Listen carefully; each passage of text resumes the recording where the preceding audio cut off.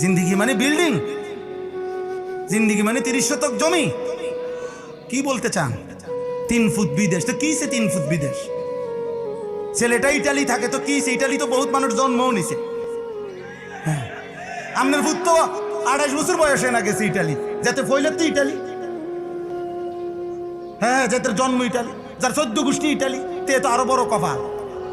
আমনের যদি foot Europe থাকাতে আমনের কপাল এত বড়, ভাগ্য আমনের কপাল। তাইলে যার বাপ দাদা জন্মসূত্রে ইটালি ইউরোপ, তার তো পুরাটাই কপাল। তার নাকও নাই, চোখও নাই, ঠোঁটো নাই, মুখও নাই, পুরাটা কপাল। কপালের কারণে চোখ নাক কান হয়তো অন্য জায়গায়। পাগলামি করেন মিয়া। আমি বিদেশের বিরোধিতা করছি না, ইটালি হারাম বলছি না, ইউরোপকে হারাম বলি নাই বেটা। কিন্তু এক মুসলমান, এক ইমানদার, আপনার জীবনের সফলতা, আপনার জীবনের সার্থকতা আপনি টাকা